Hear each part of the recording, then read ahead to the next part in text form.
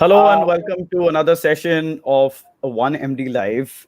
And we have a really special session today. We have three stalwarts. One more is going to join.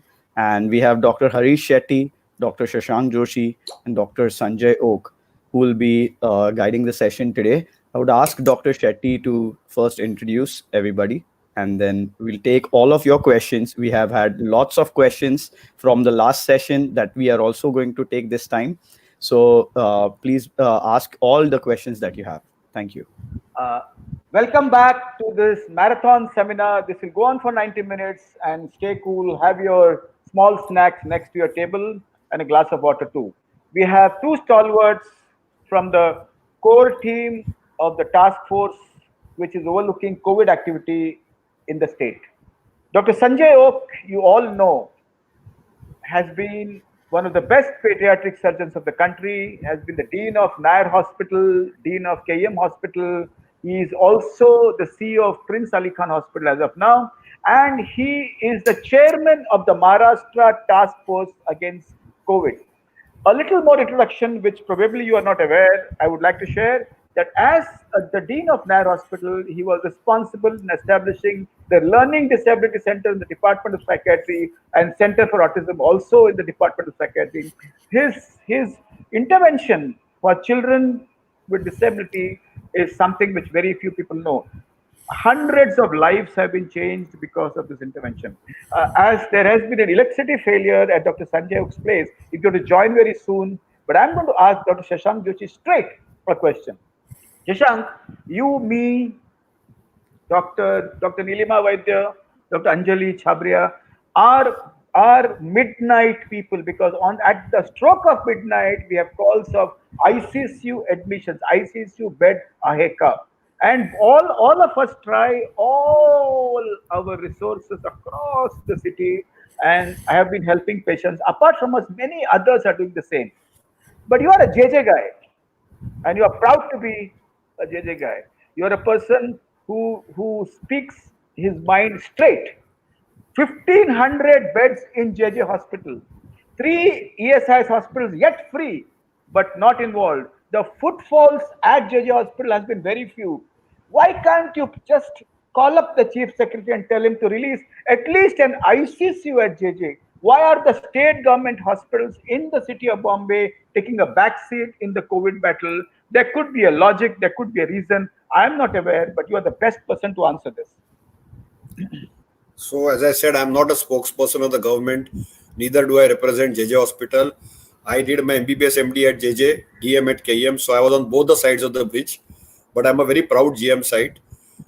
Having said that, I think let me answer the question in three parts. We have a online dashboard now, which is live and active. 1916 is a nightmare. Getting beds is a challenge. Let us see who needs a bed. If a patient is asymptomatic or mildly symptomatic, first he should contact his doctor and doctor should evaluate his symptoms. Only if you have symptomatic or you are in the vulnerable group, probably you need admission. Where do you need admission? Do you need admission to a corona care facility or a hospital or ICU? That is how you need to triage it. Now, as far as JJ Hospital is concerned, I am told that at St. George Hospital and at Seven Inch Hospital, they are going to have 100 ventilators each. Now, this is not a ventilator disease, this is an oxygenation disease. Also, I'm told the medical intensive care unit of JJ Hospital is still admitting COVID patients and non-COVID patients. They are still treating COVID and non-COVID patients. Somewhere in the city, you need to have a hospital where you can treat non-COVID patients. So I am given to understand that JJ Hospital is treating a lot of non-COVID patients and St. George Hospital and GT Hospital are treating predominantly the COVID patients. This probably is their wisdom. So second thing is that the BMC has a new motto that chase the virus away. Now, virus is too smart. It will neither get chased, it will stick, but has to be eradicated and killed. That's the only way we can aggressively attack it. And we have this nightmare. Every night I get at least 100 calls for somebody like a senior citizen. Most of our calls have been for a senior citizen who's hypertensive, diabetic, or heart disease, who needs a bed somewhere in some part of the hospital. But that was because between 15th of May to 31st of May, we were at the peak of the epidemic. Today is the last day of the peak, if you ask me. And the numbers will start coming down. Now we are doing more testing, more tracing. So because we are doing more testing, more tracing, more isolation, you will see numbers going up. See, first of all, don't get paranoid about these numbers at all. More you will test, more you will trace contacts, more you will isolate them, more will be the numbers. Look at the mortality rate. The case fatality rate has actually, which was at 10% and 12%, has come down to 3% and 2%. It's only the vulnerable population which is dying. The only concerning thing in the last 2 days is deaths, number of deaths have gone up, and that has been a cause of concern. But having said that, most of them had comorbidities. So remember two things: asymptomatic people do not block the bed. Mildly symptomatic people may or may not need the bed, and our problem is getting a bed is a nightmare, but getting people out of the hospital is also equally a big nightmare. And that so-called decongestion to corona care facilities is another challenge. I think we have these field hospitals of almost 1,000 each, and when Dr. Oak joins, he will tell you a little more about that. They need to be fully active. We are only seeing those domes and photographs on Twitter and Facebook, but I don't see that hospital active. So it's time that these hospitals are active and start accepting patients and start participating in care of corona. And I think that will happen soon. So I think it is not just BMC or government. I think it is a responsibility of BMC, government, and the private sector. And all of us have to willfully participate in care of corona patients. And first Thank thing you. is counseling. I'm sure Dr. Oak will join us soon, and he will be in a better position. I Yeah, joined. there, Dr. Oak. Sir, We I've have introduced you also as somebody who's responsible for bringing the pro. I've introduced you, sir. Yes, sir. yeah. I've introduced you also as somebody who established the Learning Disability Center at Nair and the Center for Autism. A small introduction which people do not know, and they do not know your passion and your love for children with special needs, and that is something also shared, sir. You are the papa figure as far as the state is concerned, and as the Freudian papa figure, what you say will calm down the nerves of the people, soothe the hearts of the doctors. So, first question is, sir, there is Fear is the Key is a novel by Alistair MacLean long ago when we were young boys. And Corona is one disaster, fear is the second important disaster. Doctors are not going to the clinics, buildings are not allowing doctors to practice. People who are in hospital refuse to go out because they feel if they become serious, they will not get a bed again. And so much fear. How do we bring down the fear of the people in the state? Any tips? Harish, you are spot on. I think myths and misconceptions spread like wildfire, and it is very, very difficult to douse these fires and to eradicate the fears from the minds of people. What has happened just now is that we are fighting against an unknown new enemy whose characteristics are still not fully unfurled to us. We are trying multiple treatment modalities, different management protocols, and therefore there are evolving guidelines. It would be true to say that right from WHO to Ministry of Health to ICMR to Government of Maharashtra to task force which we participate in keeps on evolving guidelines. Sometimes they're as different as North Pole and South Pole. And then people further get confused and worried as to what is to be believed. So, dear friends, all that I want to say here is that let's not be merchant of statistics. Let's be mavericks of medicine. We have to think out of box. We have to come out with some different solutions. And we should never deny the basic scientific fact that let's not get afraid of this timid virus. If we pick up and treat the comorbidities well, we will not have mortalities. I can assure you that's a distilled wisdom that has happened to us at the end of 2 months of hard work of task force, that we need to care more for comorbidities rather than corona itself. Absolutely. I think merchant of statistics and mavericks of of science. I think that's a beautiful sentence. Before I go to Shashank and ask Rupa Pandit's question, sir, how do we provide non-COVID care in COVID pandemic? I think it's a very important question. The other day, somebody had chest pain and he rushed himself to a private hospital, and they said, "Pahla COVID report la, uske baad hum admit karenge." So there's a lot of problem for non-COVID care in COVID epidemic. What is your advice to doctors, policymakers, and everybody around? So no emergency care should be denied to anybody, COVID or non-COVID. So Shashank, first thing, Shashank, this is for Dr. Sanjay Oak, and then I'll come to you immediately, sir. Sorry, Shashank. So shall I respond? Yes, sir. Yes, sir. Yes, sir. Yeah. So I think I'll take from the same sentence that what Shashank said. No emergency care to be denied. I can tell you from an example. We had about 74 years old woman who walked in the casualty of Prince Ali Khan Hospital and who had virtually arrested. We had a flat line. We just resuscitated, took her straight into cath lab. Dr. Loya, my colleague, came with angio and we did stenting. We knew that she would need more than one stent, but we said, okay, let's take it at stages.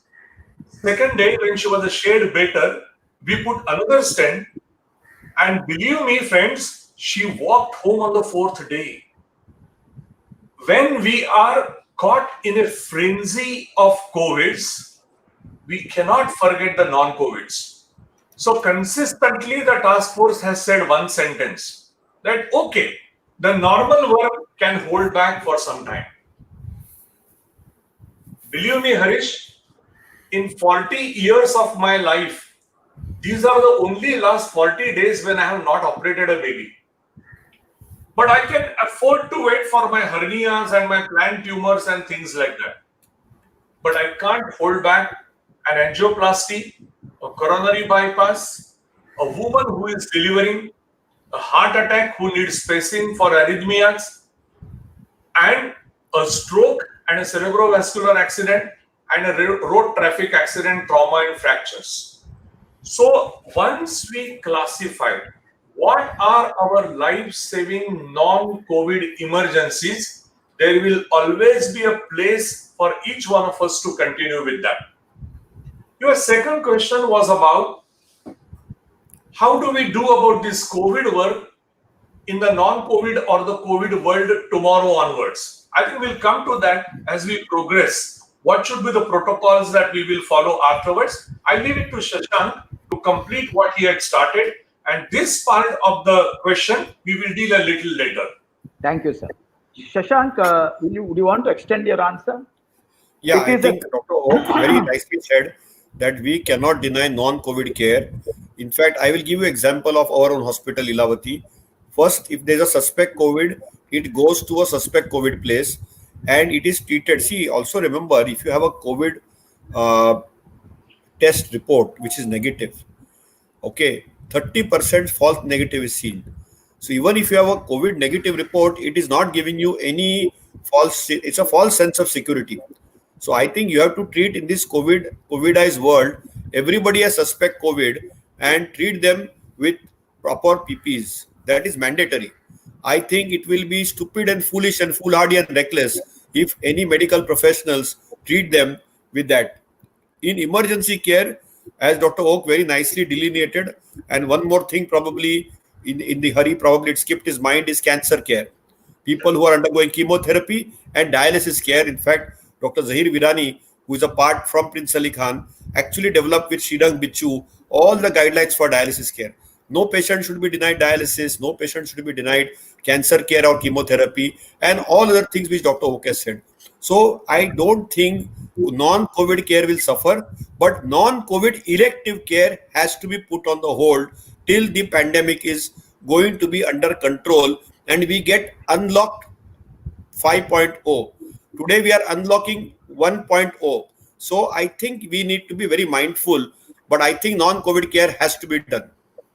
Absolutely. I think refusing a patient in an emergency is ethically wrong, and it can put a doctor in great trouble. My sister-in-law had brain hemorrhage yesterday, and she was admitted to Corona Hospital. They did not stop her admission, and they've treated her very well, and she's much better. Rupa Pandit is asking you a question, Shashank. On telephonic consultation, if we suspect COVID, why can't we ask for an RT-PCR test? So the law is very clear that you have to examine the patient, and if there is symptoms, then you can ask for a COVID test. Doing it telephonically or virtually is not currently permitted by the law. But however, if you are able to virtually find out if the patient is symptomatic and meeting the ICMR criteria, you are well within your rights to ask for a COVID test of RT-PCR. Thank you, sir. Sir, Sanjay, sir, a very pertinent question. Is COVID-19 a test match or a T20? To me, we are just now exhibiting T20, but I'm convinced that we are in for a test match. That's my answer. Let me elaborate that. All this, we had locking 1, locking 2, locking 5 and things like that. And now we have started unlocking. I can say in one word that if locking is a science, unlocking is an art. And that art, all of us now need to muster, register, and learn and master over it. I'm reading some of the questions that some of the colleagues have asked, whether the hospitals are going to ask a COVID test from here on. If the COVID-19 we accept it as a test match, I think a pre-admittance COVID-19 test will be asked by several hospitals. I draw your attention to 2 beautiful articles and the new words that were coined by Italy. And it came with a terminology called as immunity passport. And yesterday I had another article which saying there is nothing like an entity which talks about immunity passport. This was in connection with the antibody tests which are being discussed now in our country. So whether a patient will have to undergo a test, the answer is yes. When all my medical colleagues, when they get a case of fever, which is so common in Mumbai, I mean the monsoon start and we get malaria, dengue, leptospirosis and a combination of all these things and the patients presenting to us as fever. I think this year we will also be doing COVID test. Harish, let me take you, all of you, back to our third MBBS days. We used to have a lovely question in our medicine paper. Discuss the differential diagnosis of pyrexia of unknown origin. FPO. All of us had SV Golwala's causes rutted by heart and then writing that. Now that list will top with COVID. That is how this test match will be now played. Absolutely. I think very beautifully said. Shashank, Dr. Sangeeta Srivastava was very angry that we have not asked her question last time. Can we have one helpline or one dashboard for all the beds in private and PMC? And Yeah, that is 1916 is already there. There's an online dashboard also of the BMC, but that is specific for BMC. So 1916, that is the dashboard, that is online. If Yeah, COVID... let me add into it. Sangeeta is very right. Sangeeta is very right. She has touched a very right chord. I will be honest in saying that I haven't slept from 12th of April and all the nights I have been accommodating patients in various ICUs and general wards by telephones. 1916 had a line capacity of 30 lines. Commissioner augmented that to 60 lines now. Now with the government resolution of even the private beds being shown in the main dashboard, I think the situation in this particular week, which begins from today, tomorrow, will be a little eased out. Having said that, let me tell you the practical difficulty that we face. I get a call. I have just now in my hospital 105 COVID patients. I get a call in the night from Mira Road. Sir, do you have an ICU bed? I say, at this moment I have. Okay, we are sending the patient. Before the Mira Road patient can come to Mazgaon, I get somebody who is dyspneic from next door Bhaikhala.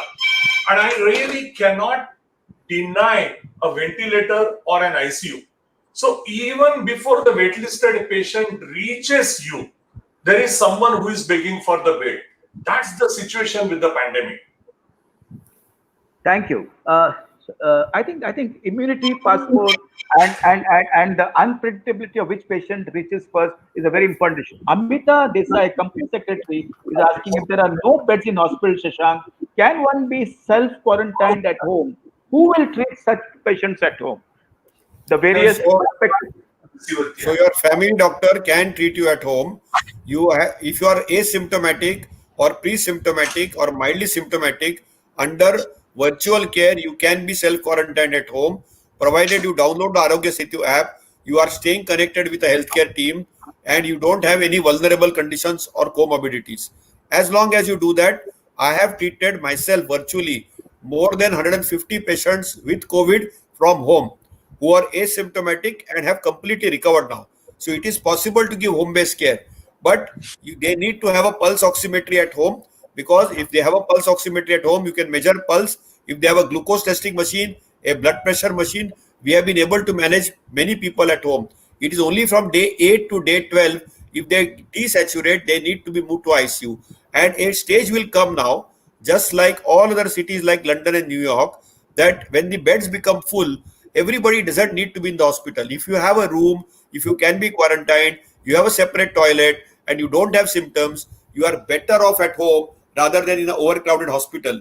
And as long as you are connected, you are alert, you are cheerful and positive, sleep for a good 8 hours, drink proper water, ensure that you have your food on time, I think we can absolutely take care of many asymptomatic, pre-symptomatic, mild cases at home. Thank you, Shashank sir. Abhijit Patil is asking, sir, Sanjay sir, uh, should there be made provision of reserving bed for doctors, our resident doctors who are in the front line, any doctor who's on the front line? So Abhijit's question is very valid. I will just take it not only for doctors but for healthcare workers, because Absolutely. we had a set of nursing staff who tested positive, technicians, the support staff who tested positive, and most of the private hospitals have done this provision at least to accommodate their staff. When I opened an in-house corona care unit, a small unit, CCC unit, in the premises of Prince Ali Khan Hospital, I have actually extended a helping hand to Tata Hospital.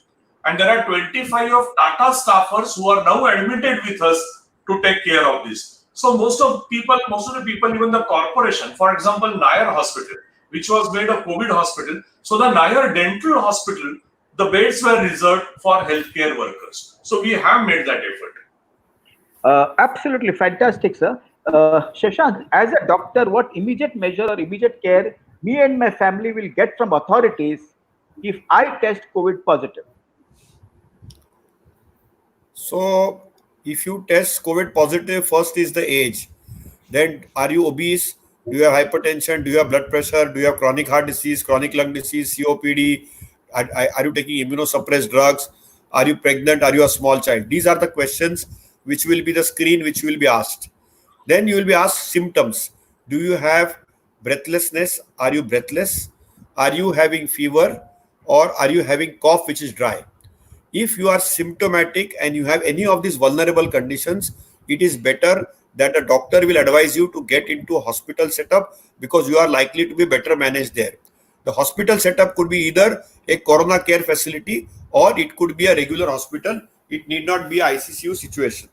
However, if you don't have any symptoms, you are young, you don't have any of these vulnerable factors, then, and you only have symptoms, in all probability, you will get standard of care treatment, which means adequate nutrition, ensuring proper sleep, taking some vitamin C 1000 mg per day, zinc 50 milligram per day.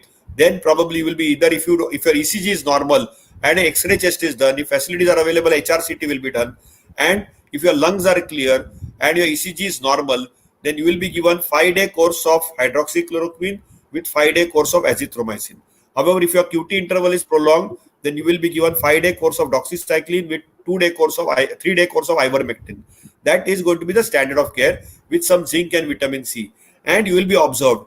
After that, probably from day 8 to day 12, you will have to do a pulse oximeter and saturation. So you can be kept under observation from home. You will have to quarantine yourself from home. Also remember that all your contacts need to be contact traced, they need to be tested, And beyond that, they also should be started on hydroxychloroquine prophylaxis for 3 weeks. We often forget that the close contacts are not getting the hydroxychloroquine prophylaxis. ICMR recommended hydroxychloroquine prophylaxis for healthcare workers, which are medical doctors, nurses, and all the healthcare staff, and also for 3 weeks to all the close contacts of the relatives of the patients who are in direct contacts. So there are 3 types of contact exposures: high exposure, moderate exposure, and low exposure. High exposure means you are living with that person, sharing the bed, and you are in less than 2 feet distance from that person. That is high exposure, sharing the toilet, sharing the bathroom. Then moderate exposure is you are in the same room, but you have some physical distance. But maybe the patient is wearing a mask, and in this patient's, we always tell, in this patient's house, you should wear masks, because it will then prevent and defer the transmission to a great extent. And then low risk exposure is somebody who came from outside and went away. That is a low risk exposure. So based on that, we can actually manage patients. I don't think it is difficult to manage patients. As I said, the panic paranoia is so much that overcomes basics of medicine. So without losing any calm, contact your primary care provider, be very methodical and systematic, do not be reckless, but be careful. Most people have lost lives between day 7 to day 14. So when they feel they have got better of their flu-like syndrome or their symptoms, that is the time they have suddenly dropped dead, and that is the time they need maximum monitoring. Thank you. And it's so optimistic that the death rates in Maharashtra have fallen under 3%. Sir, Sanjay sir, you Harish, are Harish, all... Yes, sir. Harish, Yes, yes, just one yes, second. sir. On that Yes. note of optimism, as the conference is on, I get a message from Honorable Municipal Commissioner Iqbal Singh Chahal, and he writes for that optimism. He writes, I'm reading it. Today is 31st of May. Experts who had come from Delhi, they had advised that MCGM on this day will have 44,000 active cases. That was the prediction for which we started working. Reality check. Till last night, active cases are 20,845. Less than half that was predicted. We have 10,000 DCHC and DCH beds. Discharge rate of Mumbai is 46% against the national average of 42.8. The death rate is 3.2. When we started work, when the task force started work on 12th of April, the death rate of Mumbai was 7.7. Today we are 3.2. The national average is 3. We have still to work. Our doubling rate is the duration which is required for the number of cases to be duplicated. Longer the doubling rate, better it is. When we started on 12th of April, the doubling rate was 3.5 days. When it goes below 3.5, you are on a dangerous zone. Today, the doubling rate is 16, and we hope to take it beyond 20 to 30. And the number of discharges are more. So I think this is optimism, and we live on optimism. Sir, you have been talking to ICCUs across the state from your office. You are still in your office, not at home. So, what are the challenges you see in ICCUs across the state? What are the most important questions they ask you across the state? I think, forget India. No country in the world was prepared to face the quantity of cases, the number of cases that suddenly came in. So nowhere the number of ICU beds were commensurate with the need of that. Whenever such a pandemic or such a catastrophe comes, the first thing that everybody thinks of is ventilator. So actually the task force had to work a lot to tell everybody that don't go behind invasive ventilators. In fact, worldwide, 88% people would die if they are put on invasive ventilators. The trick to manage corona is high flow nasal cannula oxygen, HFNC. Now here lies the catch, because in India the HFNC machines were low in number. So procuring them, distributing them, giving them the oxygen, that was the most important point. Now Harish, again on a lighter note, just as there was a film where I think Vidya Balan used to say the purpose of her life was entertainment, entertainment, entertainment. Ah, yes, yes, yes, yes, yeah. The task force has a new diction and it says the way to manage corona is oxygen, oxygen, oxygen. I think that was the film on Silk Smita, and that was a great movie. A fantastic answer, sir. One more question to you, Sanjay sir, and then I go to Shashank. Sanjay sir, this antibody test everybody is talking. I heard that there's a pilot which is ongoing to test whether the antibody test is accurate. Shashank can also add, yeah. Yeah, Shashank is happy and smiling because task force has spent yesterday's entire day settling amongst ourselves about antibody testing. Now let me clarify. We all heard that country withdrew antibody test kits from China, which had come from two firms, nearly worth about 50 lakhs or even more than that, because the results were not dependable. Now, dear friends, please remember two different types of antibodies are involved. The first to come up is IgM, and then later to come up is IgG. What does the antibody test tell you?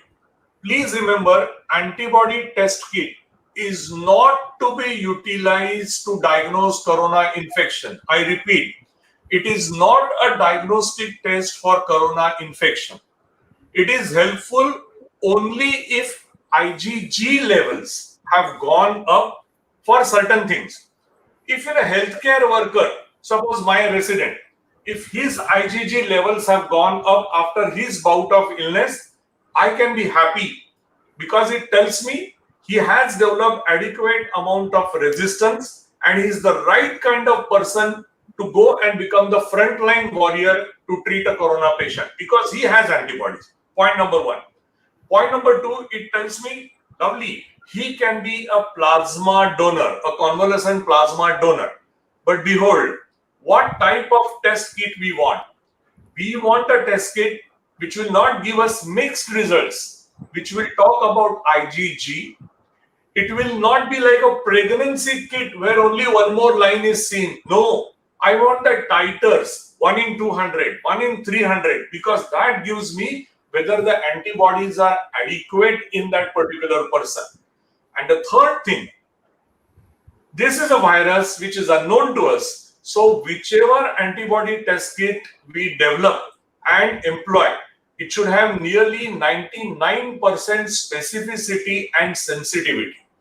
These are the requirements. Now these requirements have been crystallized.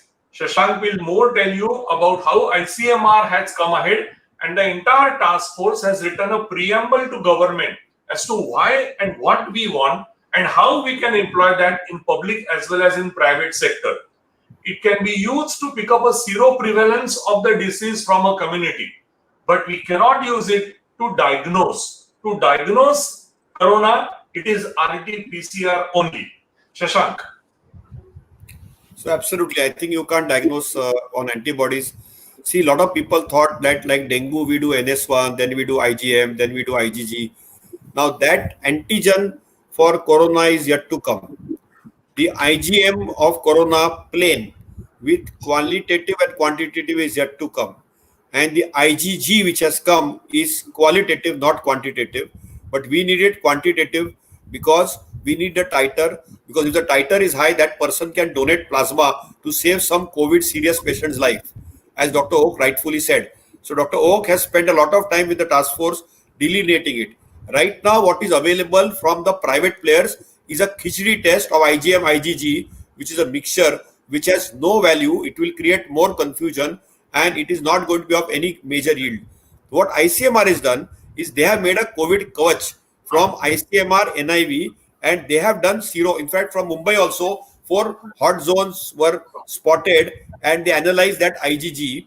And we had actually some newspapers reporting those results also today that 5 to 10% of our population might have developed these antibodies. Now, to develop herd immunity, you need 60% of the population to develop that. So, antibodies are a research tool. They give you insight to public health experts.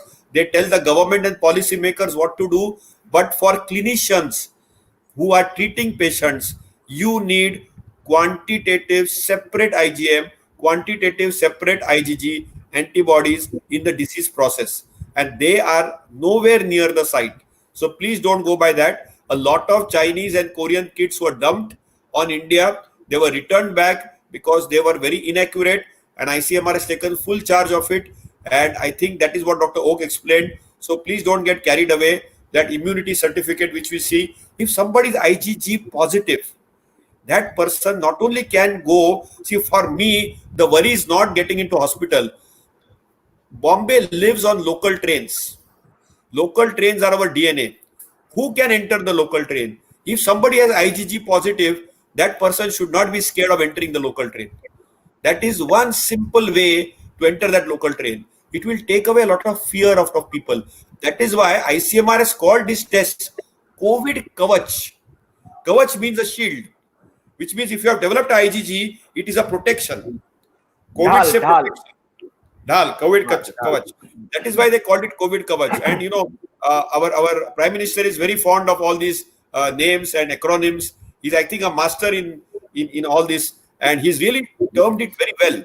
So this is the IgG test. I think I'll stop here. I think there's too much antibody Harsha overdose. Patil, one of my subordinate, Harsha Patil says, one of my subordinate came from Mumbai before 11 days. No symptom is having as yet. Whether he can attend office or he should quarantine himself or 14 days compulsory. I think 14 days is always better. But after 10 days, he is non-infective because the replicative nature of the virus goes down. So after 10 days, it is okay if the nature of work, if he's a doctor, he should. But otherwise, I would get him on board after 14 days. But remember, there is a big myth.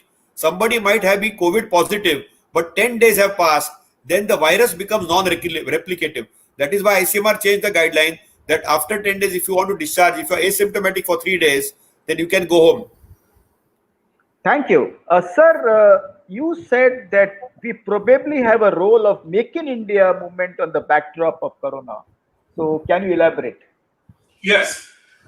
Harish, in every calamity, I have seen an opportunity. That has been my nature, and I'm an eternal optimist. That's why I am a surgeon. In 2005, I was a young dean of Nayan Hospital when leptospirosis broke hell. Harish, let me be honest. I had a distinction in microbiology, and still I did not know what causes leptospirosis. So I enriched myself by reading, and that was my opportunity that came out of calamity. In COVID, when we started work, and I'm not talking very long, I'm talking March, April. Believe me, every PPE was 1300 to 1800 rupees a set. Every N95 mask, which is not more than 45 rupees, was being sold at 170 rupees. And I was told, sir, 70 rupees ka hi receipt milega. 100 ke bare mein mat pucho. And I said, this is not possible for me. See, what happened subsequently, people realized that it is not only the money, but availability of these things is becoming impossible. And in health sector, all of us know the three important A's: available, affordable, and accessible. Now, it was neither affordable, it was neither accessible. So what happened in these last 2 months was Indians are fantastic. I mean, there is no one to substitute Indian brain. I'm so proud of that. Even we don't have it, we come out with ideas. There's a lovely book, and I would recommend it to all my colleagues today who are watching. And that book is called as Jugaad. It's a lovely book. It has nothing to do with medicine. It has more to do with management. कि हम लोग बना देंगे. तो हम लोगों ने ये टाइम पे ना लास्ट 2 महीने मैंने बना दिए हैं. Can you believe today that I get wonderful PPEs made by Mahila Bachat Gut in Maharashtra? And I get that for a cost of 550 rupees plus GST. It is my dream, Harish, that this Make in India goes ahead for making PPEs, making N95, and I would be most proud the day when I export this N95 for $1 and when I export PPEs for $5 cost. And that is possible. This is Make in India. Thank you, sir. There are 2 PILs in the High Court now on N95 as well as on ambulances. Shashank, Rekha Bhatia is asking you a question. Is it safe to go to the hospital for the lab test, sugar, etc., etc.? we get scared to get infected if the technician is the asymptomatic one. I would like to share an incident. My friend Dr. Venkat, who's a pathologist, he's 61 years old, and he has never refused a home visit. He doesn't send a staff. He goes himself to all the 70-year-olds, 80-year-olds, 75-year-olds, 90-year-olds. But he says, if I come, I might be infected, but be careful. I'll take all the precautions. He keeps a stool at the entrance of the house, waits far away. He gets everything disinfected, and he's doing a great service by pathologist of Bombay at the age of 61, going house to house to take blood of 70-year-olds and 80-year-olds. So, Rekha Bhattia's answer, Shashank. So this is a very common question I am asked every day by my patients. Ki, should we go to the hospital, or hospital COVID spots, or should we call somebody at home? See, remember two, three things very clearly. How does COVID transmit? Airborne droplets. So if you wear a proper N95 mask, at least for the blood collection, even if you go to hospital or at home, and ensure that you keep your hands clean, you are good, if you ask me. Social distancing for that limited time will not be possible. And remember, the blood collection is not going to last you more than 2 to 3 minutes. So that is something which is very important to recognize. So please don't get scared. As long as you have properly fitted N95 mask, your risk of transmission, and the person collecting the blood is also wearing the same, your risk of transmission is less than 0.5%. So remember that very, very clearly. So there is nothing to get paranoid. But if your test can wait for a few days, let it wait. So that is something which I have recognized. Very quickly, I was glancing through some questions. Sandeep Rane was asking that, this FDA has banned HCQS and ICMR has approved it. I would like to correct him. FDA has approved, US FDA has approved HCQS for emergency use. It has approved remdesivir also. WHO has pulled out one arm of the solidarity trial of HCQS because they were giving double dose for 10 days, and we have all objected to it. That Lancet paper is humbug and bogus, and I do not believe in that paper at all. It's a retrospective data made from more than thousands of patients across 6 continents by one data analytic company, which is actually churning data from all these hospital databases. So I don't believe in that paper at all. I personally feel HCQS is a good drug if used in the right dose. What is the right dose? For treatment, it is 400 milligram twice a day on day 1, and day 2 to day 5, it is 400 mg daily.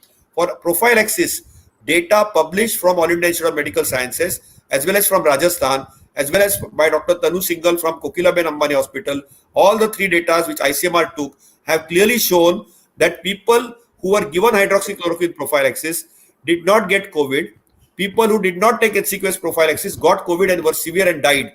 While in the treated arm of prophylaxis, nobody died. Even if they got COVID, they got mild disease. So HCQS is a protective drug. It is not a curative drug, and is clearly ensuring that you don't get those complex lung complications like cytokine storm. It's very cheap. It is off patent. Because it is cheap and off patent, there is this big debate, and this question keeps on coming up again and again. Well, remdesivir is a very expensive drug discovered in China, sold to an American company with sinister interest. So I am very clear about it that HCQS clearly saves lives, protects you from corona. I am taking it in my 9th week, and I'm good even talking to you. While a remdesivir, I don't know. It might add 2 days of your hospitalization. You may save that. Beyond that, we don't know anything more about that. This Thank is you, a new Shashank. virus. This is a new virus. So every day new things come. Thank you, Shashank. Quickly, 2 answers. Can dental aerosols spread COVID-19 inside a dental clinic? Yes, absolutely. Saliva and aerosols can cause it, and therefore dentists, ophthalmologists, and ENT surgeons need to take maximum PPE care. They should wear full PPE independent of the COVID status. One quick question. Protocol for phlebotomist protective gears. Preferably full PPE. Okay. Another question. All experts say need to trace asymptomatic patients, but testing protocol does not allow. How one can detect asymptomatic patients? Testing protocol allows you to trace close contacts very clearly. Chase the virus policy of BMC also allows you. ICMR also allows you. Thank you. You have to chase the contact. Sanjay sir. Dr. Oak might comment on that. Yes, sir. Harish, I read a comment from Paresh Saha, and let me comment on that on the HCQs. Yes, sir. Half a minute. Aram The se, sir, aram. the amount of debate and discussion that HCQs have evolved amongst the task force, amongst the world pundits is phenomenal. The only similarity which I can give you is from my branch. In pediatric surgery, there are cases of hypospadias. When the penis is curved and we do stupid things on that. Now, there is an excess skin on the dorsal side. And the monogram of urology, I still remember the sentence, made a beautiful statement. And it said, the volume of literature that these few millimeters of skin has generated is enormous. I can say the same thing for HCQs. The volume of academic discussions that this small white colored pill has evolved is enormous.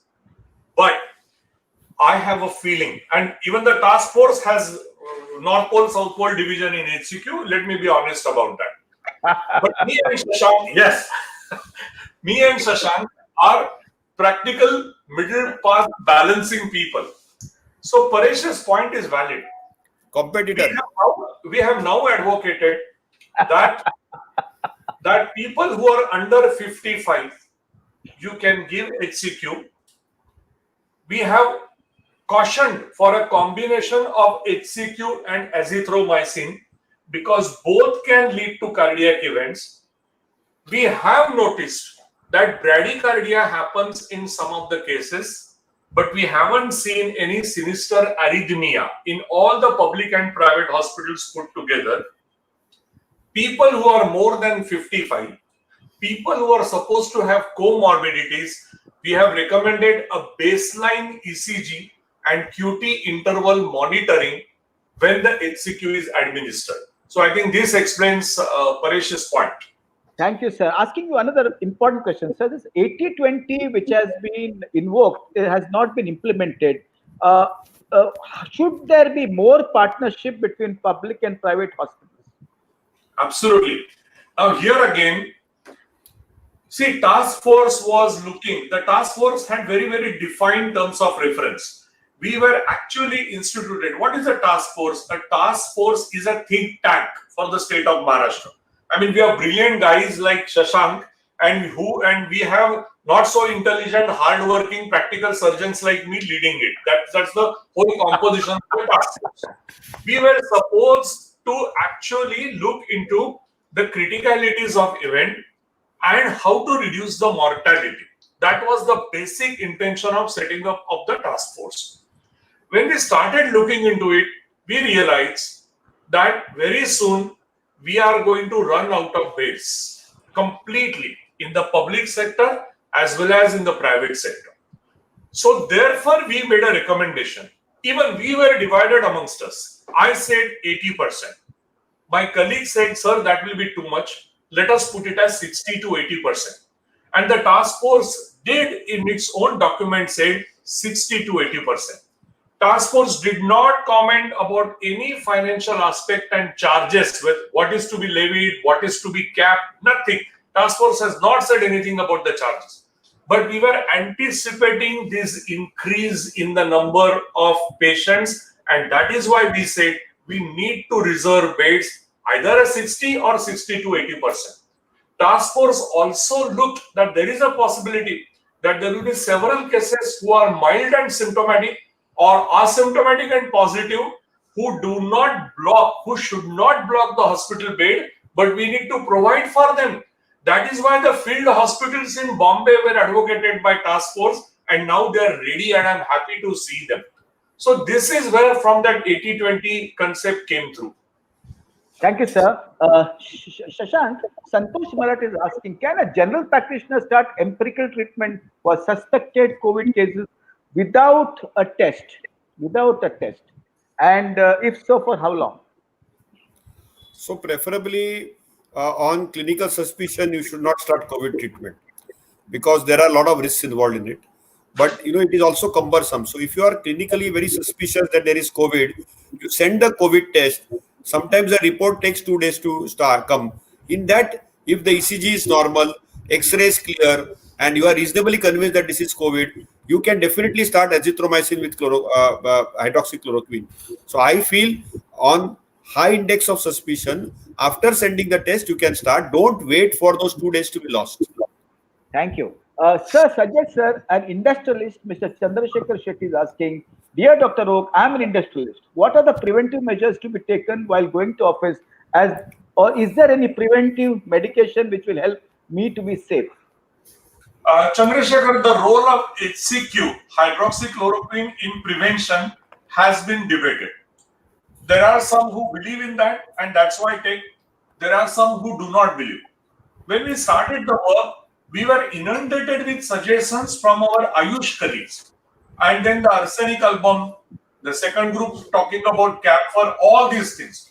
Finally, I requested government to set up a separate core committee under the leadership of Dr. Tatyarab Lahane sir, who can look into the possibility, and they are coming out with their guiding document for Ayush being used for preventive measures. So I am not writing it off at all. As far as prevention is concerned, Chandrasekhar, I think some of our habits will have to change. We cannot now live without a mask, at least for the next 6 months to 8 months from now on. If we are traveling in a car, I don't think we are going to go more than the driver and ourselves. Or if we are the driver, just one co-passenger sitting behind and not by the side of you, however beautiful the girlfriend may be. I mean, we can't help it now. COVID is worse than the girlfriend. That's the problem there. So some of these habits, PPEs, you cannot utilize in your industry. It is very hot inside. That is also a fact when you wear a PPE. So I think social distancing. I have forgotten handshake. The Indian traditional namaste is now going to be the norm of our life, which is accepted even by President Trump. So I think a lot of habits, a lot of ways how we conduct ourselves, how we interact with each other. And you know, the most important thing that has made me happy, Harish, no personal meetings. You have a good system in the office and you conduct all meetings virtual. University is seriously considering of conducting practical examinations of MD, MS, DM, MCH also virtual. So to answer Mr. Shetty's question, I think the distance between the real life and the virtual life is going to be reduced, and the virtual world is going to take over us in a significant manner. Thank you, sir. Quick question, Hemant Gangulia, he's a pediatrician. How many weeks prophylaxis to be taken or only for 8 weeks? Second question, my good advocate friend, I've advised him to stop his alcohol so that his immunity improves, and he's saying it's too harsh, Dr. Shetty. I don't agree with you. Shashank, you can answer both the questions. So today is the World Tobacco Day, and tobacco and cigarette smoking is clearly harmful. Alcohol is socially allowed, but in corona times decreases immunity and makes our body more vulnerable to get corona. So if you want to get coronized, as we call as coronation for a person who's a king, if you want to get coronized, you please have your alcohol, no problem, but be ready to face corona, because your likelihood of getting corona by having one drink goes up 8-fold. If you have couple of drinks, it goes up more than 600-fold. So it is a perfect coronization policy which you can follow.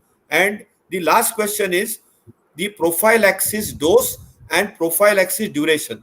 If you are a relative of a contact of a case, then you need to take on day one, all the close contacts need to take 400 mg BD twice a day on first day, and then 400 mg daily for 3 weeks. That is finite. If you are a healthcare worker like a doctor, like me, Dr. Oak, or Dr. Guru Adna, Dr. Shetty, then you need to take the loading dose of 800 mg, then 400 mg daily till at least 3 to 6 months. ICMR has said continue it because the benefit has outweighed the risk. Neither arsenical album nor the camphor has any randomized control trial to prove its point, while the HCQS prophylaxis has 3 trials from India, one from All India Institute of Medical Sciences, second from SMS Medical College, both published now in the Lancet, and third from Kokilaben Ambian Hospital by Dr. Tanu Singhal, to show it works. Also in the Mumbai Police Force, we have clearly seen policemen who are treated with HCQS prophylaxis got milder corona or less corona and nobody died. While the people who are policemen who did not take the HCQS prophylaxis, there were deaths, 8 deaths noticed. So if you want to save your life, you are a healthcare worker or a close contact, take HCQS prophylaxis. The similar data for homeopathy does not exist. They need to publish it. Whatever published literature there is in the Lancet on homeopathy says it is near a placebo. But I think in Corona times, I'm still willing to give them complete benefit of doubt because they are our professional colleagues. We respect science of homeopathy and Ashwagandha and Ayurveda. Both of them, they should publish research in proper medical journals and make it as an acceptable norm. Having said that, Dr. Shashank Joshi is taking homeopathy. Dr. No, I'm not Sanjay taking Oak, homeopathy. I'm sorry. I am not taking homeopathy. I am taking hydroxychloroquine prophylaxis. no, that small That dabba was you just showed after that was just competitor. to show that lot of my patients who are very who care and love me a lot sent it to me with lot of love and pleasure, and they send me Okay. both. They send me arsenic and camphor. Between the two, which is better? Arsenic album is better because this is genus epidemics. This was taught to me by Dr. Swati Iyer, who is Dr. Harish Shetty's friend. She's a homeopath Okay. herself. Okay. No, Sure. Harish, Yes. let me clarify just a small addendum here. Yes. All of us, at least myself and Shashank, we have great friends in homeopathy and Ayurveda. No denial of this. So at an individual level, we will respect, we will like, we will appreciate, we might consume. The problem is when you sit in an organized body of task force, you have to accept only those things which are truly generalized, which have undergone a randomized controlled trial test, which do not have any side effects and which do not do any drug interactions. So on those grounds, we finally requested government that let Dr. Tatyarao Lahane, who is the DMER and under whose control all the homeopathy and the Ayurvedic colleges come, let them sit, have a discussion. I think they also have a 12 or 15 panel kind of committee, and I'm sure Tatyarao is coming out with one of the documents like this. But we have full respect even for our Ayush colleagues. You will be surprised. We were inundated with suggestions of hyperbaric oxygen therapy, aspirin a day, ozone. And when I said ozone, which country FDA has accepted ozone nasally or orally? The gentleman said, give transrectally. I mean, these are the type of suggestions which keep on coming. We respect the suggestions, but accepting it as a recommendation from task force, it just cannot happen. Yes, sir. Sir, sometimes our friends in the media, the fourth estate is very important to keep the governments in check. I agree with that. But sometimes they might pick up one phone, they might dial one phone, then they might not get a connection. And sometimes it is blown out of proportion. How important is data sharing and role of media? I think it is. I think it is important. Data sharing, in my mind, is important. A, between the doctors, amongst the scientists, and that is one good thing. I cannot imagine that Shashank, Zarir, Udwadia, and myself, we are living on Lancet, New England Journal of Medicine, BMJ, and these journals. And we get articles in the morning, in the afternoon, in the evening, and share with each other. I think that has enriched all of us. Sometimes an article will have a clinical approach, sometimes it will have a policy approach, sometimes it can have an administrative approach. But everything finally helps us. Sharing a part of it with the media, because the media has its own way of finding out things. The point or the problem comes when they choose what suits rather than what is truly suitable for the society. Thank you, sir. Kamlesh Maiti Shashank is asking, respected sir, while coming back to home after full day working, should I keep a distance from my family members, especially from kids? And also, second question is, cold and flu will be a big issue in the monsoon, and how do we address that? So it is going to be very first. Let me take Swati Bagare's question. Shashank, I think. Can you hear me? Can you hear me now? Yes, yes. Yeah. So Yes, yes. the cough, cold fever will happen a lot. We call it CCF with PND. Cough, cold fever with post nasal drip. This will be very common in the times of monsoon. Now remember that a dry cough is typical of COVID with breathlessness and fever, while all other cough, cold, flu will have other manifestations. The most important thing is cleanliness, cleanliness, cleanliness. So when you come home, do not allow your clothes to be touched by anybody. Go to the bathroom, take a full head to toe bath, clean it, wash your clothes separately, put them into some disinfectant solution, and ensure that they are kept separately. And then you can play with your kids if you feel it is appropriate. There is absolutely no harm in doing that. But you have to clean yourself so that you are not going to transmit any particle, viral particle, which will be on your body. That is as simple as that. If you are, it's unlikely that if you are harboring the virus because you have worn a mask. So I think you should not get scared about this. We have to go out every day. We have to come back every day, and we have to take due care and precautions. Absolutely. I There think, yeah. Go ahead, Shashank. there is one simple principle, as they say, to stay safe. SMS principle: sanitization is important, masking is important, and social distancing is important. But at home, you need not mask or distant. But suppose you have cold, your child has cold, it might be even important at home to maintain a little distance with a mask so that there is not too much of transmissibility. Absolutely. And Dr. Sanjay Oak, you have been in the forefront of taking care of the mental health of students when you were the dean. Remember those days when we would have lectures at night when the kids would come and you'd always see to it that you invite me and others to talk to them. I think that has been beautifully transacted. Also, just to remind all the viewers that uncontrolled diabetes, immunity can go down, but uncontrolled feelings also immunity can go down. So if you are excessively worrying, excessively anxious, depressed, and not sleeping at all, it's important that you go to your counselor, to psychiatrist, and fix the mind before as you fix the body. Sir, there is one important question which I also asked and I received. There is a comparison, sir, between angioplasty and immunity. Just like an angioplasty saves life of people who have had a heart attack,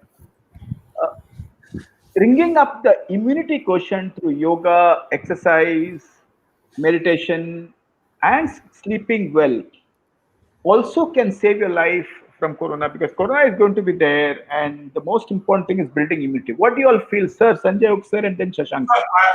I think both of us will answer this. This is important. I also take a note of few of the questions which are appearing on the chat box. Yes, My, yes. my own brother, Mukund, is asking me whether he can have mild corona. No, unfortunately, it doesn't give us those kind of choices.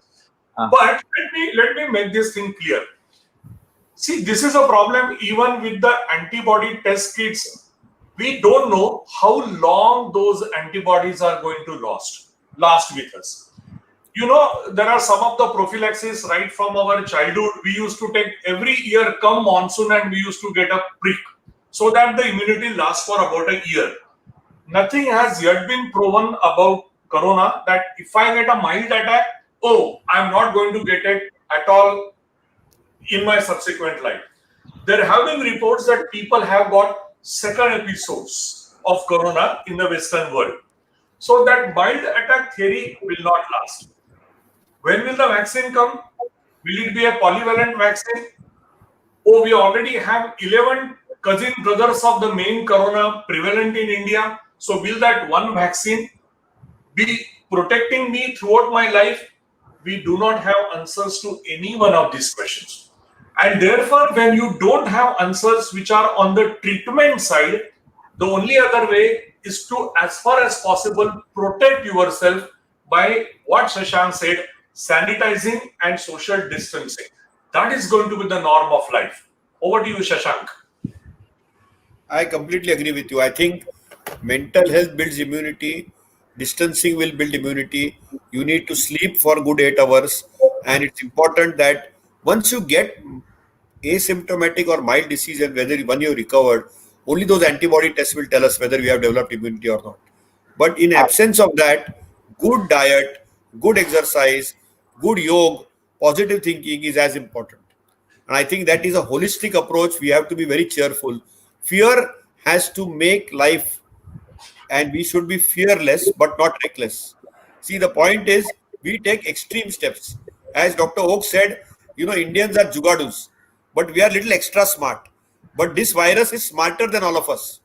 So if you are extra smart, virus is definitely going to come back on you. Please don't try to outsmart the virus. This virus has outsmarted the whole world and stopped the whole world. Up till now, Whatever jugaad the world did, we managed all diseases.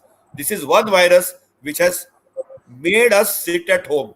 I don't think in the last 100 years anybody has made anything has made us sit at home except coronavirus. So it is an extremely super smart virus. Please don't try to trick it, but don't get paranoid with coro anxiety, coro psychosis, coro madness. And Dr. Shetty, I'm And, sure and, you and have if you get avalanche. paranoid, take help. Then seek help with Guru Anna like you. So, Yeah. so Sir, yes. Namrata Joshi, Namrata Joshi has made a very valid point. Discipline in lifestyle can help. And I think this is the watchword. Self-regulation and self-discipline. I think that's what I've been saying, that this virus has changed a lot to me personally. We cared for cars, we cared for homes, we cared for farmhouses. A time has come when we have to care for our own existence and our family members' existence. And what kind of death? The deaths that you have seen are extremely painful and anguishing. You die all alone in the absence of your relatives. You are carried away by police. You are put in a body bag, and then you are either incinerated or put down in the ground when none of your family members around you. Do you want to have that kind of termination of life? This is a question. I know I'm treading on the turf of Hari Shetty rather than being surgeon or clinician, but that's what she meant. Self-disciplining life is very, very important. There was a point about pranayama and yoga, and those of you who have heard Honorable Prime Minister Modi ji just about an hour ago closed his speech today by talking about pranayama, its significance, and how it improves the immunity. So I think the answer comes right from the topmost office of India. And there is enough evidence to say that the hypothalamo-pituitary adrenal axis gets balanced, sympathetic nervous system, parasympathetic gets balanced, and there's a lot of changes in the brain, and the body behaves like an orchestra and not like noise. That's, I think, very important. Sir, what has the pandemic taught you, sir? As a personal experience, we all have either evolved, crisis helps you to evolve or to perish. And some people are in the middle. But crisis also helps individuals to evolve as human beings, individuals to evolve as compassionate human beings, individuals to evolve to accept and understand that we are temporary travelers on the earth, like what Osho said. So, personally speaking, sir, what has it really helped you? If you're Sanjay, asking, sir. if you're Yes, sir, asking yes. me, it changed Yes, me sir. as an individual. As an individual, it changed me. See, I was very comfortably doing my operative work, managing my hospital till one night at 12 o'clock. Honorable Chief Minister's phone rang up and he said, I'm not giving you an option, but you have to take this responsibility. And then I knew that I have the best of the talents in the medicine, internal medicine, nephrology, cardiology, endocrinology, critical care, and that's a group. I think it is easy. I've been a health sector leader for last 15 years in various colleges and universities. But it is easy to lead subordinates and students. It is not that easy to lead people who are better than you, who are your colleagues, who are your contemporaries, maybe even senior to you, and you get the best out of it as a distilled material. I think this task force and this pandemic changed me as a leader. And I'm very grateful to Shashank, Zarir, Vasant, every member that I work with in this. It also taught me the limitations of medicine. Okay, I mean, surgeons feel that they can either resect or repair and do anything. I can't do that when there is a COVID. That also, the limitations of medicine became very obvious. It also showed me that there is no point each time looking at USA, UK, Spain, Italy, they were worse than what we are today. And I think some things that the governments, both center and state, did in here was the right step to do at the right time. And that also I learned in this pandemic. And this pandemic has also shown me the economic fragility when it comes to health sector of India.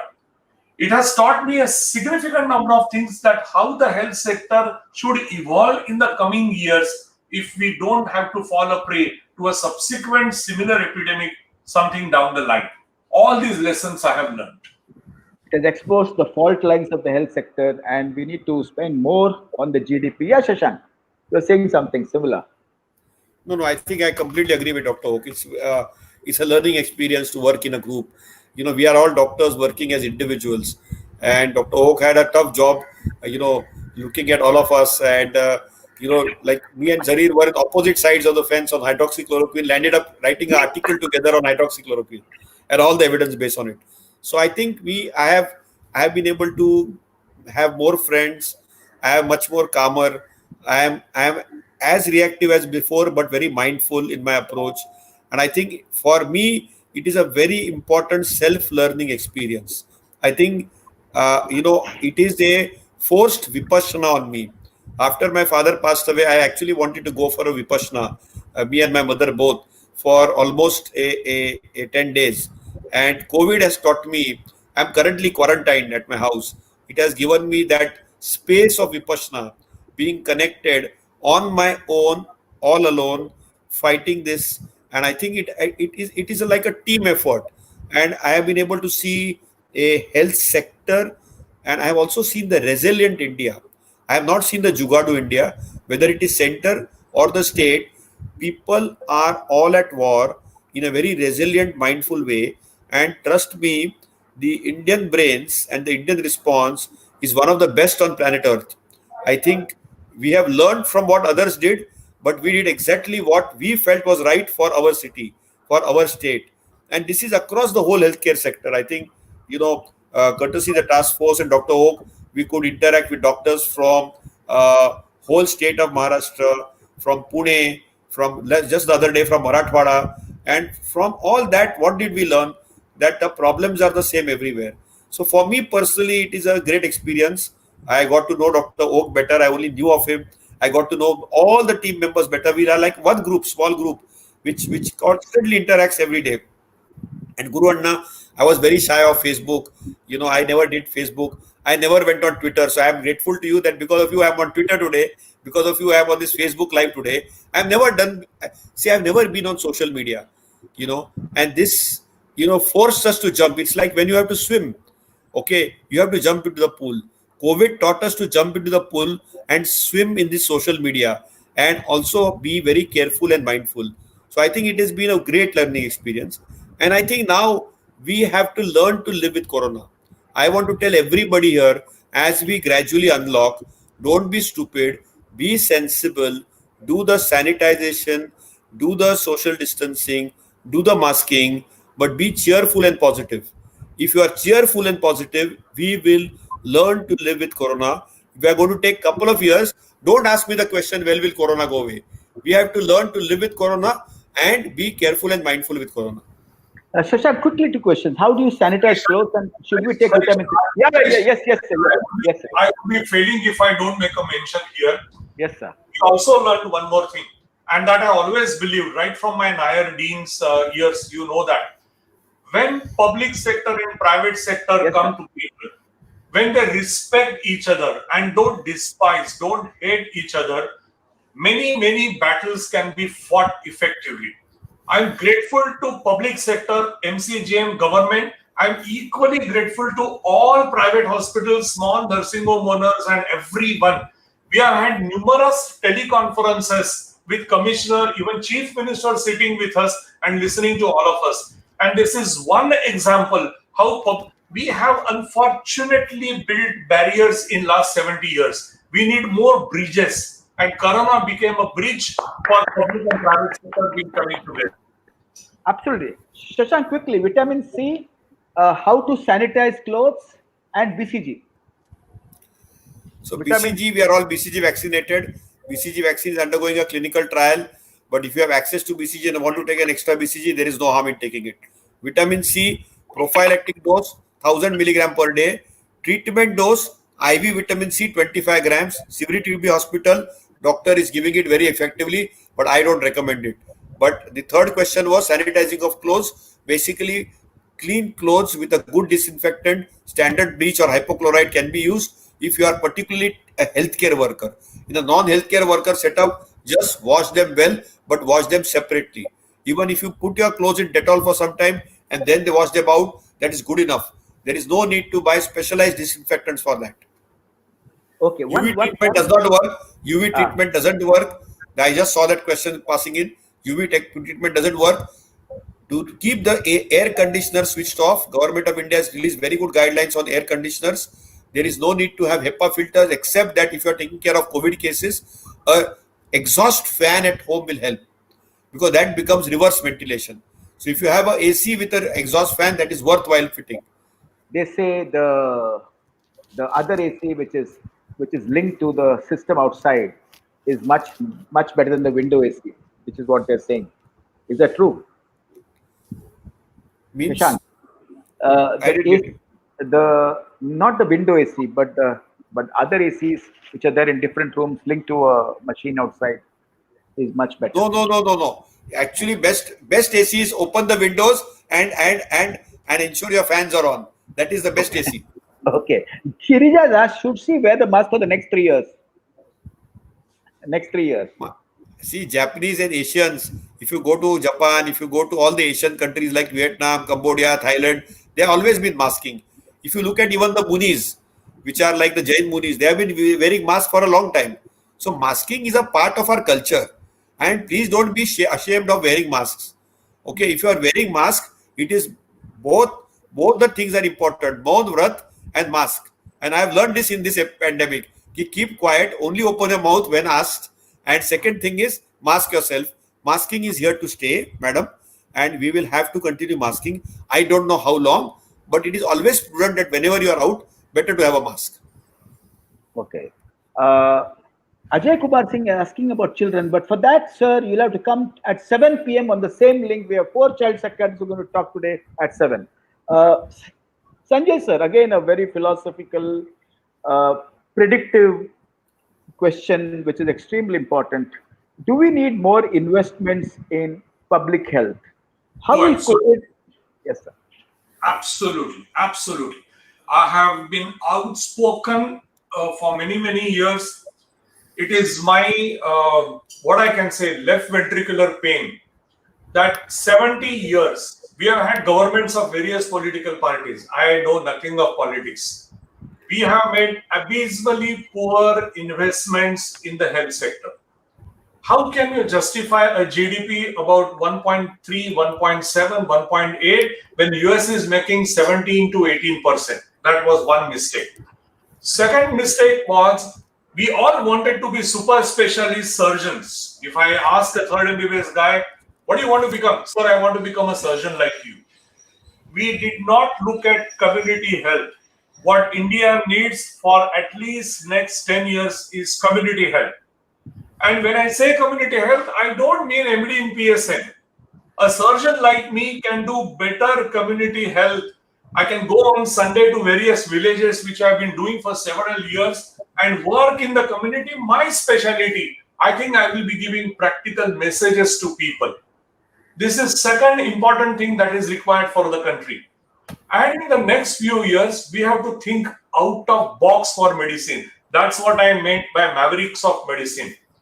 I have requested the Honorable Chief Minister, give us a space, say about 5 kilometers beyond Thane, where the space is not as expensive as at Warden Road or Kulaba. Let us build special economic sanction zones for health. We created SEZs for industry. Why should we not create SEZs for health? The transportation is improving. We need not have all the hospitals in Mumbai or MMRDA. We can have it at Thane Shahpur Road and we can take the patients there. The healthcare would then become affordable and accessible and available to people. Otherwise, mind my words, the health is going out of the bounds of even upper middle class society of India. The insurance penetration is poor horizontally as well as vertically. And that has led to huge amount of out-of-pocket expenses for a patient. This will doom the society. And therefore, in the remaining part of my life, I want to work for this. I will continue to operate, but I will also create this thing a reality. Thank you, sir. I think that is very important. And I, as a mental health professional, has been always propagating community mental health. And India cannot afford expensive hospitals, PhD psychologists. India has to have a approach in the pyramid, and the cost of health also will go down. if we have a lot of preventive measures and commitment. Thank you, sir, for the beautiful answer. Jigna wants to ask you, can we make a protocol for nutrition for home quarantine and immunity? So I think we have a protocol, and the protocol is that eat slowly, eat on time, eat appropriately, have a little less breakfast, lunch, and dinner. If needed, we get very good protein supplements which are available in the market, which are complete balanced nutrition supplements. Then take some vitamin C, 500 mg BID twice a day, zinc 50 milligrams, vitamin D 60,000 units, one daily for 3 days and then once a week. These are simple supplements which we can do very well. And this is something which we can do at home. So if you're home quarantined, it is important to take some vitamin C, vitamin D, and zinc because there is some data on that. And a complete balanced nutritional product which has some proteins in it. Also, we have data now from this so-called coconut oil. Okay, virgin coconut oil. If you put 2 drops of that, it builds immunity. So there are a lot of immunoadjuvants which are there, lycopenes. So lot and fruits and vegetables. But nowadays it is not easy to get all this under one roof. But nutrition is key for building good immunity, and then our innate immunity, if it is better, we can handle diseases better. It is equally important for all viral illnesses, not just for corona, to sleep for 8 hours. Less than 8 hours increases our propensity for getting corona. You may not eat appropriately. And also remember, in the month of summer, we tend to eat cold drinks, we tend to eat all these farsans. They are very bad for the throat. They make you vulnerable for sore throats. So you are making yourself, it is just like drinking alcohol. Fast foods, fried foods, cold refrigerated foods are also going to coronize you. Like the emperor, you will get coronized and you will make yourself vulnerable for corona. So do not have fast food, do not have fried food, do not have refrigerated food, don't have the thandas, don't have your ice creams, because that will coronize you just like alcohol. It's equally bad. And have regular food, which is the best diet. The best diet is from whatever ethnic group you come, whatever your great grandmother made, great grandfather ate, that is the best food for you, as long as you do a little home exercise and sleep for 8 hours. That is the diet prescription, whether you have COVID or non-COVID. As we slowly come to the end of our discussion, I think it was a wonderful discussion. So many take home points and a lot of optimism. And the death rate in Maharashtra is going down. Last question to both of you, sir. I think Indians love to look at the crystal ball all the time, Sanjay sir. पुढे काय होणार तुम्ही सांगा आम्हाला. तुमचं मत काय आहे? पुढे काय होणार?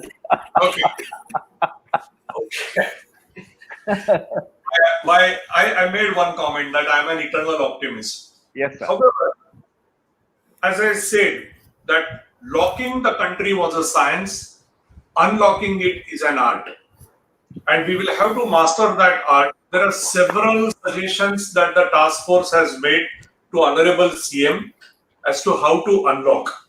And I'm sure that he's going through each one of the points. See, we also realize that by locking us like this, well, you will have more patients, but we will have less. That is one aspect of it. But apart from that, I think as we unlock, please do expect and be prepared for the number of cases to rise. It would be impossible to see that the pandemic is also going down, the numbers are going down, and the country or the city is being unlocked. That is unlikely to happen. That did not happen in any city of the world. We may also see a second spike. So, several measures are being taken by the government. We have created nearly 4,500 beds in field hospitals, in BKC, in Jogeshwari, in Mahalakshmi, in several districts of Maharashtra. These are to be utilized. These are for mild symptomatic and asymptomatic. Second important message that I want to give to each one of us. We have been talking about test, positive. It is not the test. It is the symptoms that appear in a person. They are to be cared for. See, in MBBS, we always said, don't treat the X-ray, treat the patient. Here, don't treat or change your plans as by the positivity or the negativity of the test. We have seen funny combinations. We have seen the test remaining positive even in the 4th week. We have seen the test being reported as negative becoming positive after some days.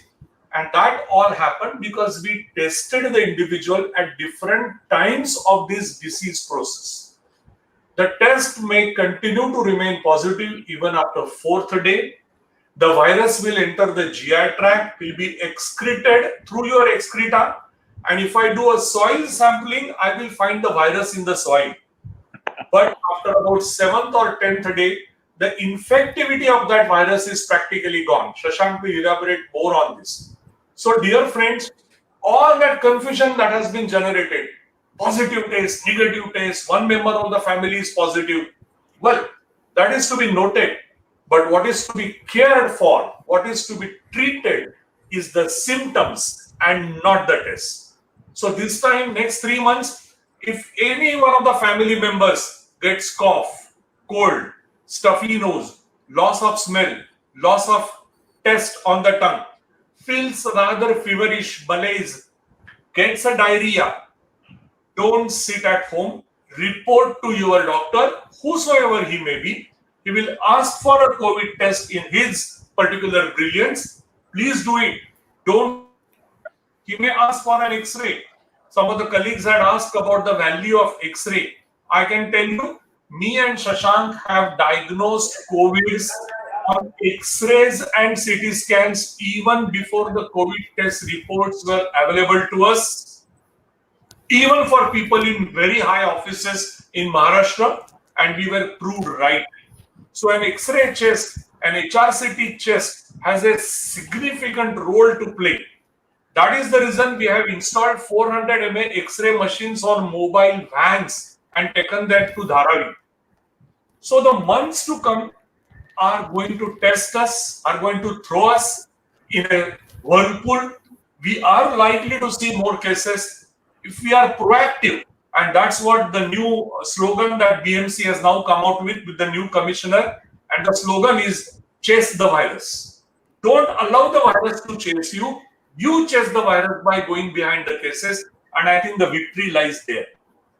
I think wonderfully said, sir. And lockdown was a science and unlocking is an art. Chase the virus comes from cricket. Earlier, the people, the fielders would wait for the ball, and after Kohli, Dhoni, that era, they said, chase the ball, don't wait for the ball, chase the ball, and don't allow it to come to you. Go after the ball. That's beautifully said. Chase the virus, and as you said, one of my friends, MD of Sanofi, Rajaram, also speaks what you have said, that never waste a disaster, never waste a crisis. It's an opportunity to turn things around, and eternal optimism is something which is so beautifully explained by you, sir.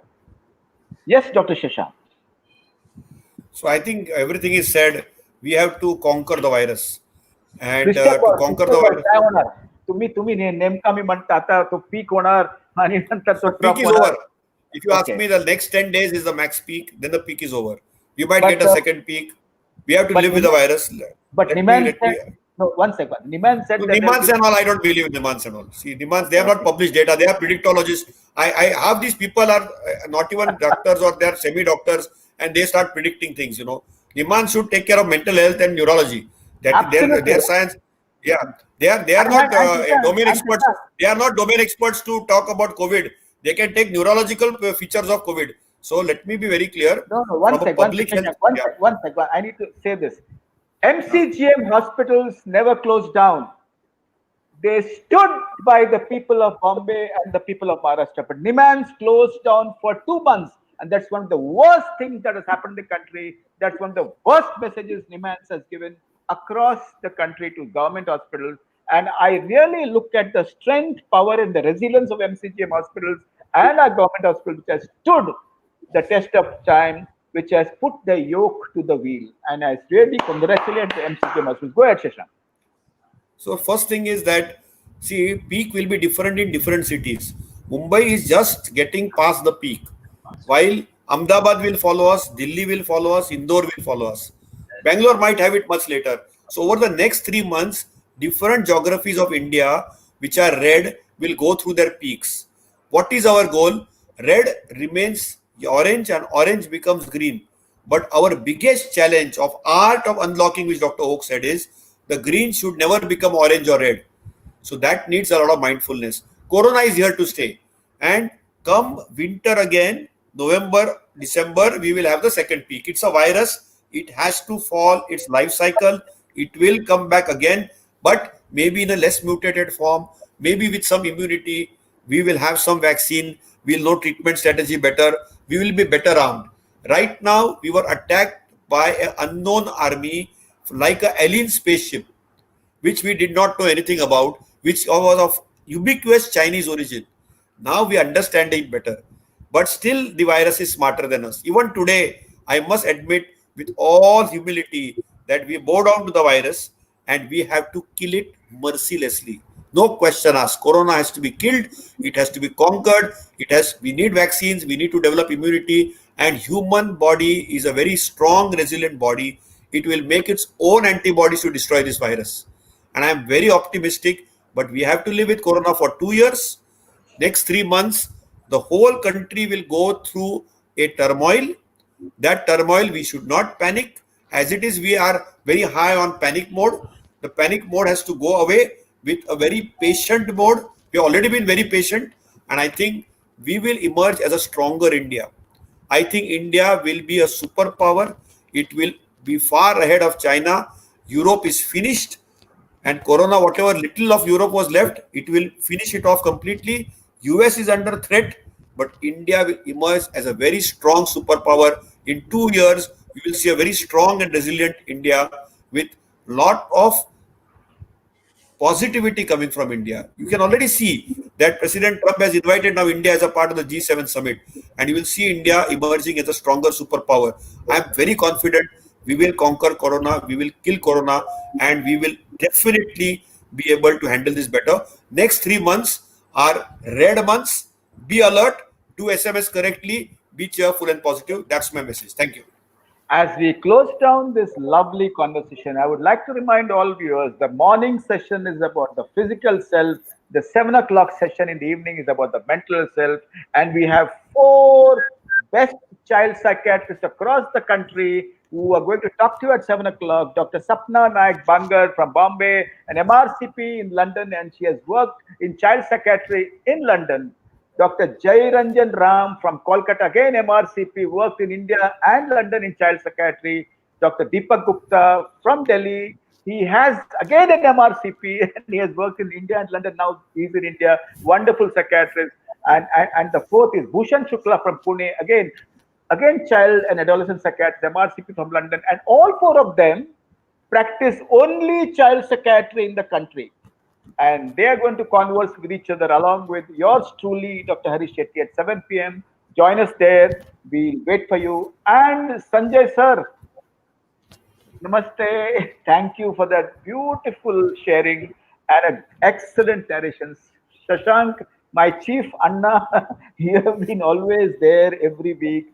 And to all the viewers, we are going to come back again next week at 12 o'clock with something more, something better. Thank you and all the best. Thank you. Thank sir. you. Thank you, Dr. Oak. Thank you so much. Dr. Oak is so busy. Dr. Oak is so busy that he has been grateful to spare his time because 24/7 his phone rings. I'm sure Chief Minister must have already called him 3 times and he must have disconnected his phone. Thank you, Thank sir. you. Thank you so much. Thank you.